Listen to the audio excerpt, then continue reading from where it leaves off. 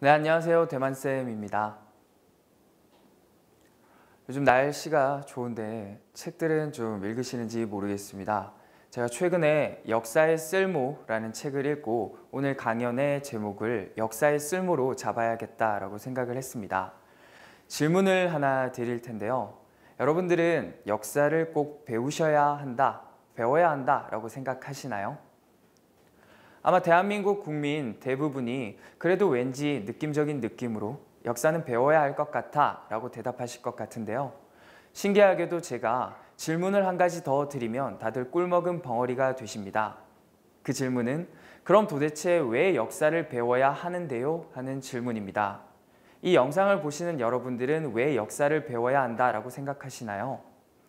단순히 한국 사람이라서 한국사를 배워야 돼 라든가 왠지 우리의 뿌리를 알아야 될 것 같아 라든가 하는 대답은 조금 추상적인 것 같습니다. 아까 책의 제목을 빌리자면 쓸모가 있어야 한다라고 생각합니다. 여러분, 역사는 쓸모가 있나요? 여러분들의 학창시절 국사책, 역사책에는 쓸모 있는 지식들이 가득 담겨져 있었나요? 그렇지 않았을 거라고 생각합니다. 역사라고 하면 지루하고 외워야 하고 암기해야 될 시험 치기 싫은 과목이 아니었을까 생각하는데요. 오늘 제가 이 영상을 통해 역사라는 것이 쓸모가 있다라는 것을 알려드리고자 합니다. 유명한 말을 하나 잠시 안내해드리고 넘어가려 합니다. 여러분, 인생은 B와 D 사이의 C라고 하는데요. birth와 death 사이의 C라고도 합니다. birth는 탄생이고 death는 죽음이니까 그 사이에 C라는 단어가 있다라는 뜻인데요. 이 C는 치킨이 아니라 choice, 선택이라고 합니다. 우리는 태어나서 그리고 죽을 때까지 많은 선택의 갈림길에 서게 됩니다. 여러분들이 오늘 이 영상을 클릭해서 볼까 말까 생각하신 것도 선택의 하나고요. 오늘 저녁을 뭘 먹을까 하는 간단한 결정 역시 선택의 갈림길에서 여러분들이 선택하신 거라고 볼 수 있습니다. 인생을 살다 보면 이런 작은 선택뿐만 아니라 한 개인의 운명이나 시대의 방향을 결정하는 큰 선택의 갈림길을 맞게 됩니다. 저는 역사라는 것이 이 선택의 갈림길에서 여러분들에게 도움을 줄 수 있다라는 것을 오늘 말씀드릴 겁니다. 두 명의 인물을 오늘 소개해 드릴 텐데요. 이 두 명의 인물은 본인의 인생에서 선택의 갈림길에 놓이게 됩니다. 제 이야기를 들으시면서 나라면 그 선택의 갈림길에서 어떤 선택을 했을까? 어떤 결정을 했을까? 한번 같이 생각해 봐 주셨으면 합니다. 우선 첫 번째 인물입니다. 이 인물과 관련된 키워드를 준비해 봤는데요. 여러분들 혹시 어떤 인물인지 아시겠어요? 네, 너무 쉽죠, 여러분. 우리 역사상 가장 존경받는 위인 중에 한 명인 이순신 장군님이십니다. 이순신 장군님은 임진왜란 때 조선을 전쟁의 위기에서 구하신 걸로 굉장히 유명하시잖아요. 특히 얼마 전에 최민식 씨가 주연을 맡아 대한민국 관객 동원수 1위를 기록한 명량이라는 영화를 통해서 이순신 장군의 위엄이 다시 알려지기도 했습니다.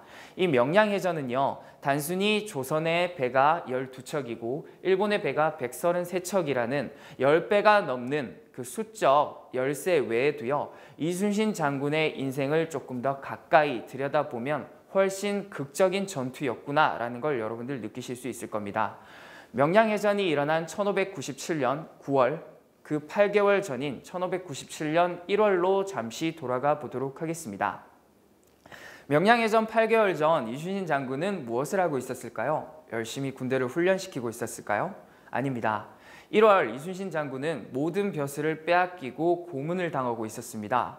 어리둥절하실 수도 있을 것 같아요. 이순신 장군이 무엇을 잘못했길래 고문을 당하고 있었을까? 벼슬을 왜 빼앗겨?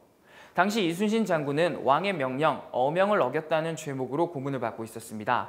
여러 기록의 정황상 당시 왕이었던 선조는 전투에서 연전연승하며 백성들의 인기를 얻고 휘하의 강력한 군대를 가지고 있던 이순신 장군을 질투하고 시기하고 경계하고 의심했던 것 같습니다. 상당히 밴댕이 소갈딱지가 아닐 수 없는데요.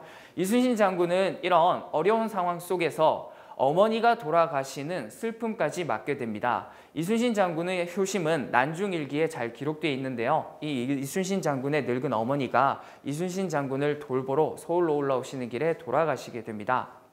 정말 비통한 슬픔을 맞았을 것 같습니다. 이게 끝이 아니고요. 이순신 장군이 5년 동안 애지중지 기른 조선 수군이 이순신 장군의 뒤를 이어 지휘관이 된 원균이라는 장수가 실천량에서 패배하며 괴멸당하게 됩니다. 마땅한 수가 없어진 조정은요, 다시 이순신 장군에게 일본군을 막아달라 부탁하게 되고요. 이순신 장군은 선택의 순간을 맞이하게 됩니다. 전쟁에 참여하느냐, 전쟁에 참여하지 않느냐 하는 선택이요. 이순신 장군에게 남은 건 아무것도 없습니다. 조선 수군은 괴멸됐고요. 가족으로서의 효도, 의리를 다하지도 못했습니다. 어머니의 3년상을 제대로 치르지도 못하거든요. 그렇다고 내 뒤에서 나를 지지해주고 응원해줘야 될 저 조정이 나를 믿어주는 것도 아닙니다. 시기하고 의심하고 언제 토사구팽 당할지 모르니까요. 여러분들이라면 어떤 선택을 하셨을 건가요? 이때 이순신 장군이 도망간다고 해서 이순신 장군을 비난할 사람은 없었을 겁니다. 그렇지만 우리가 알다시피 이순신 장군은 조선을 위해, 저 불쌍한 백성들을 위해 다시 한번 전투에 참여했고 빛나는 승리를 거두게 됩니다. 여러분들이 명량해전을 보시고 우와, 이순신 장군의 전략은 정말 대단하구나 하고 끝내시는 게 아니라 그때 이순신 장군이 왜 그런 선택을 했을까? 어떤 생각을 하셨을까? 한번 돌이켜 보셨으면 합니다. 너무 과거의 일이고 위인의 일이기 때문에 와닿지 않으신가요? 그래서 두 번째 인물은요, 2020년 대한민국을 살아가는 평범한 인물을 준비해 봤습니다. 평범한 직장인이었던 이 사람은 운명의 그날도 마찬가지로 직장에 출근해서 여느 때와 다름없이 업무를 돌보고 있었습니다. 그런데 운명의 그날, 직장의 임원이 이 평범한 직장인이었던 인물에게 부당한 지시를 내렸고요. 그 부당한 지시가 너무나도 위험했기 때문에 이 인물은 거부를 하게 됩니다. 그렇지만 직장의 임원이 강력하게 그렇게 지시할 것을 촉구했고 그 뒤로도 부당한 갑질을 부렸고요. 이 사람은 평소 같았으면 더럽네, 오늘 왜 저럴까, 저 임원이 기분이 나빴겠구나 넘어갈 일을 가지고 그날 고민을 하게 됐습니다. 아니, 이렇게 잘못된 일이 있는데 내가 잘못됐다고 목소리를 내지 못하는 것은 옳지 않은 일일까? 옳지 않은 일이 아닐까 하는 고민에 빠지게 된 거죠. 선택의 순간이 마찬가지로 이분에게도 찾아온 겁니다. 고민하던 이분은요, 옳지 않은 것은 옳지 않다, 잘못된 것은 잘못됐다고 이야기해야겠다라고 결심하게 됩니다. 이분이 누구신지 아시겠어요? 얼마 전 대한민국을 떠들썩하게 했던 땅콩 회항 사건의 주인공 대한항공의 전 사무장 박창진 씨입니다. 박창진 씨는 이 내부 고발을 이유로 직장에서 부당해고를 당했고요. 지금까지도 목소리를 내고 계십니다. 두 명의 인물을 말씀드렸습니다. 한 명은 이순신이었고요. 한 명은 박창진 씨였습니다. 선택을 한 또 다른 인물, 제3의 인물을 소개해 드리겠습니다. 혹시 사진 아시나요? 고종이라고도 많이 하시던데요. 매국노의 대명사 이완용입니다. 이완용 역시 선택을 했죠. 본인의 부귀 영화를 위해 조국 조선을 팔아먹는 결정을 했습니다. 이완용은 그 선택의 결과로 죽을 때까지 떵떵거리면서 부와 권세를 누리다 세상을 떠났습니다. 이순신 장군이 전쟁터에서 이슬로 사라진 것과 비교하면 허무하기까지 합니다. 역사를 공부하다 보면 이런 경우가 너무 많아서 착하게 사는 게, 올바르게 사는 게 바른 것인가 하는 고민에 빠지게 됩니다. 그래서 제 이야기의 결론은 조금 약삭빠르게 살자, 요겁니다. 이렇게 끝나면 안 되겠죠, 여러분?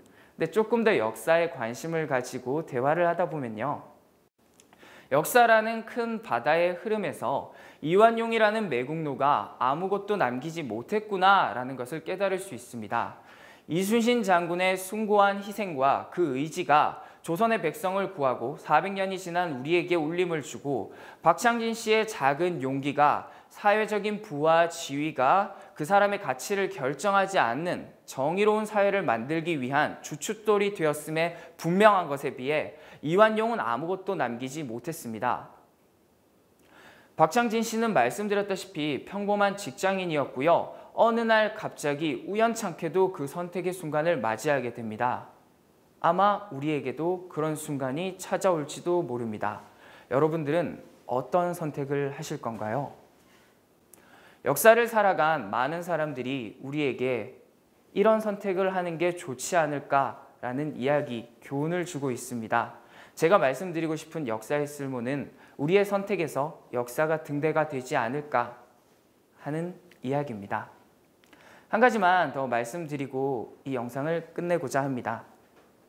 여러분들 제 영상을 보시고 그래 역사는 좀 쓸모가 있는 것 같아 생각을 하시면서 집에 가시는 길에 역사 공부를 좀 해야겠어 라고 생각하면서 한국사 능력 검정 시험 문제집을 한 권 사는 건 정말 올바르지 않은 행동입니다. 여러분, 우리가 어떤 사람에게 관심을 가졌을 때 그 사람의 이름, 생일, 혈액형, 신상 명세를 노트 필기하면서 암기하지 않잖아요.